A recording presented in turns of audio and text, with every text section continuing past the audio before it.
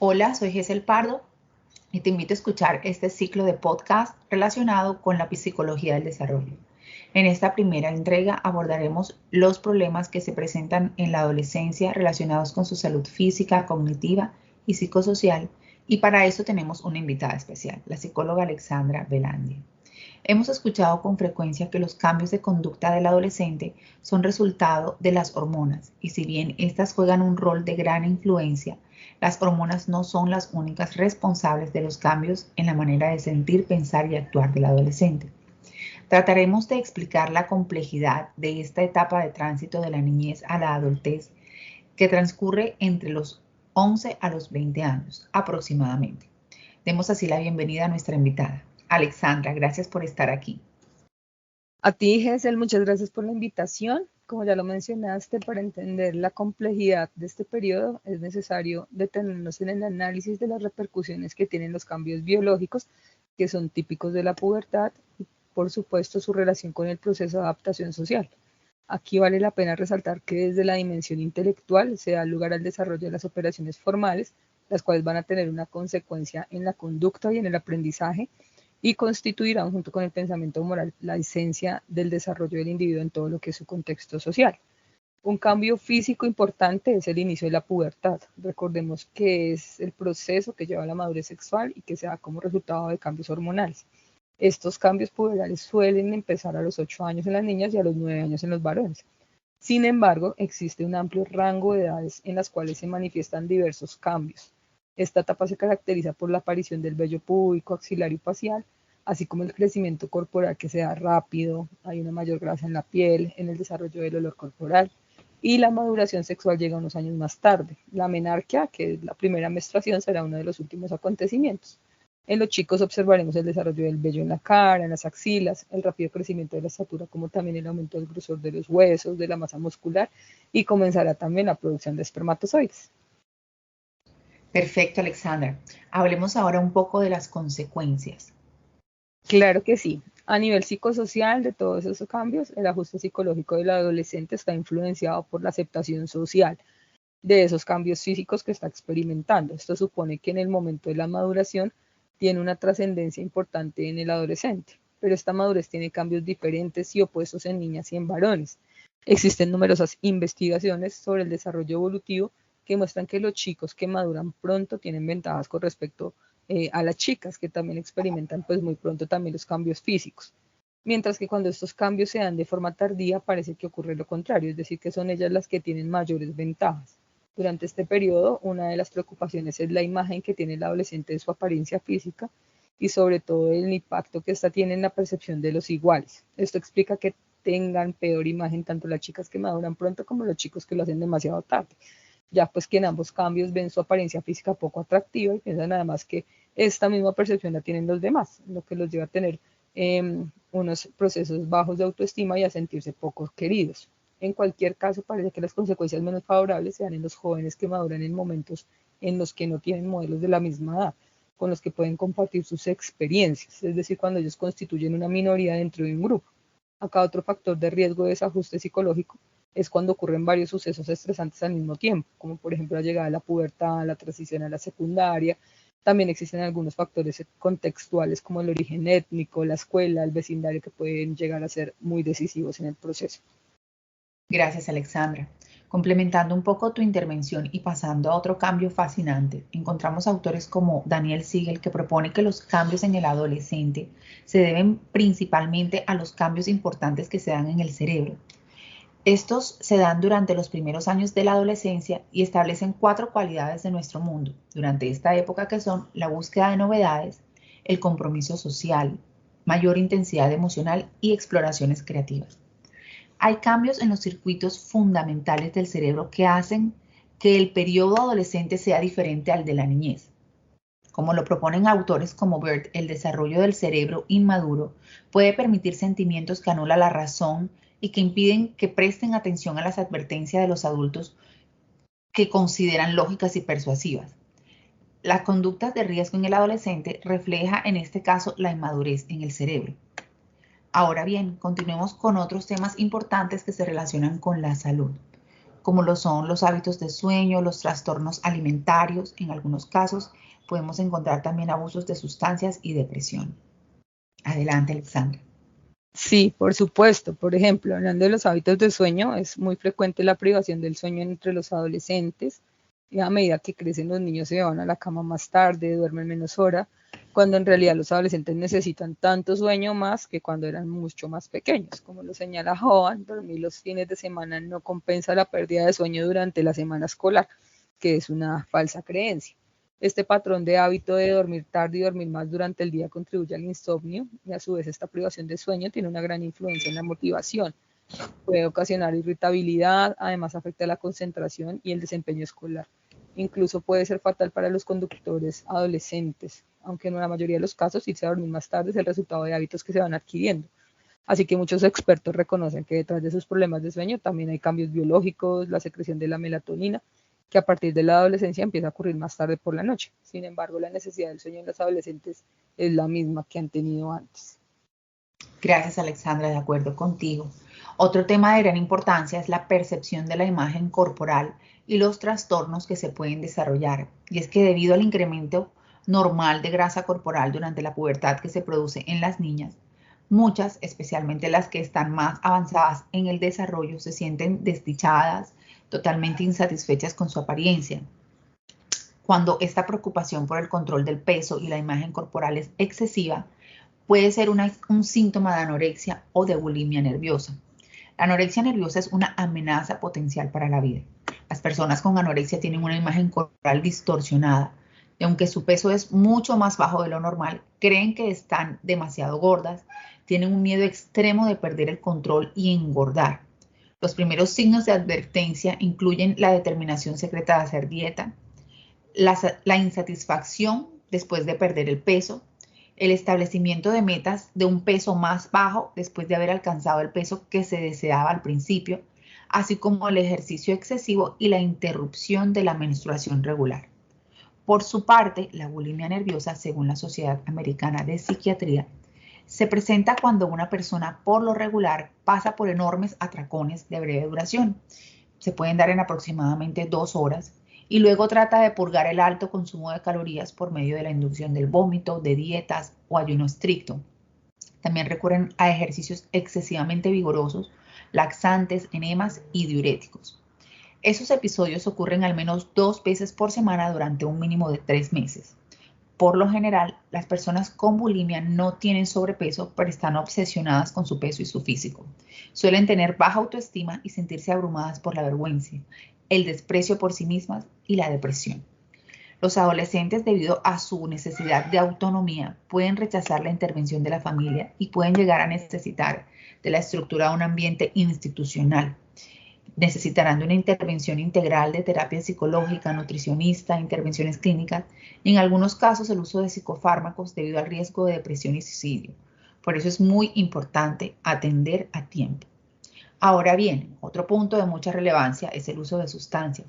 Alexandra, ¿nos puedes contar cuáles son los factores de riesgo para el abuso de drogas en adolescentes?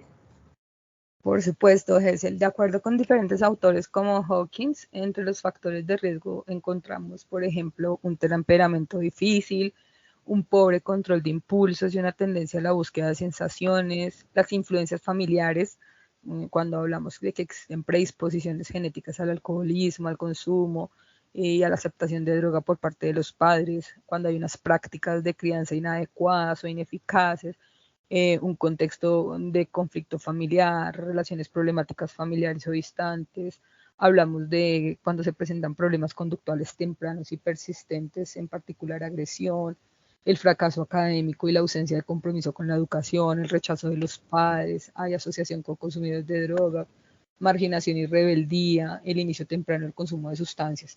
Entonces, entre estos factores, pues desde luego que hay una mayor posibilidad de que un adolescente abuse de las drogas. Por otro lado, cuando nos centramos en el desarrollo psicosocial, encontramos que es muy frecuente en esta etapa que se presente prevalencia a la depresión. Entonces, la depresión en los jóvenes no necesariamente se presenta como tristeza, sino también puede presentarse como irritabilidad, cuando se presenta aburrimiento o cuando hay alguna incapacidad para experimentar placer. Los factores de riesgo que contribuyen a la depresión incluyen la ansiedad, el temor al contacto social, eventos estresantes de la vida, algunas enfermedades crónicas, el conflicto en la relación con los padres, abuso, descuido, consumo de alcohol y sustancias psicoactivas, actividad sexual y tener un padre con una historia de depresión, por ejemplo. Entonces, los problemas de la imagen corporal y los trastornos alimentarios, como tú ya los mencionabas, pues pueden también agravar esos síntomas depresivos. Y aquí surge un tema que ha cobrado gran importancia debido a que ha aumentado en frecuencia en los adolescentes y tiene que ver con el fenómeno del suicidio. Los jóvenes que consideran o intentan el suicidio suelen tener antecedentes de enfermedades emocionales. Es probable que sean perpetradores o víctimas de violencia y que tengan problemas académicos o conductuales en la escuela. Muchos de ellos pudieron haber sufrido maltrato en la niñez, tener graves dificultades en sus relaciones y por ello tienden a pensar mal de sí mismos, a sentirse indefensos y a tener un pobre control de sus impulsos y una poca o baja tolerancia a la frustración y al estrés. Esos jóvenes a menudo están distanciados de sus padres, no tienen a nadie fuera de la familia a quien recurrir. Hablamos de que hay unas pobres redes de apoyo. También suelen haber intentado el suicidio antes o tener amigos o familiares que lo hicieron, siendo esto otro factor de riesgo importante, así como el alcohol que se encuentra presente en la mitad de los suicidios de los adolescentes y tal vez el factor clave es la tendencia a la agresión impulsiva. Entonces los factores de protección reducen el riesgo de suicidio y esto incluye que haya un sentido de conexión con la familia, con la escuela, con el bienestar emocional y desde luego con el logro académico y personal. Bueno, complementando esto que mencionas, es importante recordar que no podemos desligar la adolescencia de la etapa anterior, que es la infancia y la niñez, o de la posterior, que es la adultez. Por esta razón es probable que los aprendizajes adquiridos durante la infancia, por el efecto de la influencia familiar y social, tengan una continuación. Es posible que aquellos rasgos personales que caracterizaron al niño, tales como el temperamento y otros, continúen siendo las sillas de la identidad del ahora adolescente. Esto explica que aunque los cambios experimentados por el adolescente sean muy importantes, no determinan en definitiva su manera de relacionarse. Centrémonos ahora un poco en la relación entre padres e hijos. Los adolescentes buscan en los padres una base segura a partir de la cual pueden apoyarse para explorar y entender el mundo. Los adolescentes más seguros tienen fuertes relaciones de apoyo con los padres que están en sintonía con la forma en que los jóvenes se ven a sí mismos, permiten y estimulan sus esfuerzos por lograr la independencia y ofrecen un puerto seguro en tiempos de estrés emocional. La calidad en las relaciones entre padres e hijos tiene un impacto significativo en el desarrollo de comportamientos de riesgo para la salud del adolescente. La influencia sustancial del estilo de crianza sobre el desarrollo de los adolescentes es clara. Existe evidencia considerable para mostrar que la crianza y los comportamientos relacionados con la calidez, la comunicación y las prácticas disciplinarias predicen mediadores importantes, incluido el rendimiento académico y el ajuste psicosocial. Es un estilo de crianza en el cual insisten en las reglas, normas y valores importantes. Sin embargo, están dispuestos a escuchar también, a explicar y a negociar, lo cual ejerce un control adecuado sobre la conducta del niño, pero no sobre sus sentimientos, creencias y el sentido del yo, siendo los padres y sus pares las principales fuentes de autoestima en el adolescente. La amistad y las relaciones románticas es un tema que no podemos dejar por fuera. También constituyen gran interés en esta etapa del desarrollo. La capacidad para la intimidad se relaciona con el ajuste psicológico y la competencia social. Las buenas relaciones fomentan el ajuste, que a su vez promueve las buenas amistades. Con el acceso a Internet hay una gran exposición de los jóvenes. La comunicación en línea, por ejemplo, ha tenido efectos positivos, como la estimulación de la conexión social, pero también representa un riesgo, debido a que facilita el acceso a acosadores electrónicos. En cuanto a las relaciones románticas, son una parte esencial del mundo social de la mayoría de los adolescentes, pues contribuyen al desarrollo de su intimidad e identidad. Sin embargo, existen muchos casos de violencia en el noviazgo. Las tres formas de violencia más comunes son violencia sexual, violencia física y emocional. Además del daño físico causado por este tipo de maltrato, los adolescentes que son víctimas de la violencia en el noviazgo son más propensos a tener un mal desempeño escolar y a involucrarse en conductas de riesgo como el consumo de drogas y alcohol. Estos jóvenes también son proclives a los trastornos alimentarios, a la depresión y al suicidio. Sí, y acá me gustaría agregar un par de temas importantes de lo que mencionas y tiene que ver con la sexualidad y con la conducta antisocial. Reconocer la propia orientación sexual, aceptar los cambios sexuales y establecer vínculos románticos o sexuales son aspectos que acompañan a la adquisición de la identidad sexual. La conciencia de la sexualidad es un aspecto importante de la formación de la identidad que afecta de manera profunda las relaciones y la imagen que uno tiene de sí mismo. Existen dos preocupaciones importantes acerca de la actividad sexual adolescente. Son los riesgos de contraer infecciones de transmisión sexual y, en el caso de la actividad heterosexual, de embarazarse. Los jóvenes que corren mayor riesgo son los que empiezan temprano su actividad sexual, tienen parejas múltiples, no usan anticonceptivos de manera regular y cuentan con información que es inadecuada acerca de todo lo que es el sexo. También hablamos de que hay otros factores de riesgo, como vivir en una comunidad con desventajas socioeconómicas, el abuso de drogas, la conducta antisocial y también pues la cercanía que ellos pueden tener con otros compañeros problemáticos que ya hemos visto que también es un factor importante. La supervisión de los padres efectivamente es importante y puede ayudar a reducir los riesgos. Entonces, cuando pensamos, por ejemplo, en qué factores inciden en el inicio de una actividad sexual a edad temprana, pues podemos decir que existen ciertos factores que inciden en el inicio temprano de esta actividad sexual. Por ejemplo, que se dé el inicio temprano de la pubertad, la pobreza, el mal desempeño escolar, la falta de metas académicas y profesionales, una historia o un antecedente de abuso sexual y negligencia por parte de los padres, y algunos patrones culturales o familiares de experiencia sexual temprana también pueden influir. La ausencia del padre, especialmente por ejemplo en las primeras etapas de inicio de la vida, es un factor muy importante. Así que mantener una buena relación entre los padres y los hijos es innegablemente una asociación que se da con un menor riesgo de actividad sexual temprana. Pero también es importante entender que desafortunadamente la conducta antisocial tiende a presentarse en las familias. Sin embargo, los jóvenes por sí solos no predicen una conducta antisocial. Estudios sugieren que aunque la genética influye en la delincuencia, en la expresión de los genes participan influencias también ambientales que incluyen la familia, los amigos, la escuela, los déficits neurológicos, por ejemplo, en particular en las partes del cerebro que regulan las reacciones al estrés, pueden ayudar a explicar por qué algunos niños adquieren características antisociales.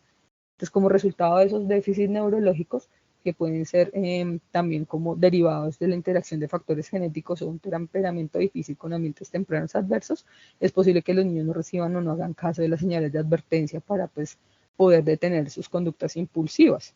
La crianza con autoridad y afecto, como ya lo hemos venido mencionando, puede ayudar a los jóvenes a internalizar las normas que los protegen contra las influencias negativas de los compañeros y los orientan hacia las influencias positivas. Por lo tanto, un acompañamiento apropiado a los padres durante la adolescencia disminuye la delincuencia, ya que desalienta la asociación con iguales problemáticas.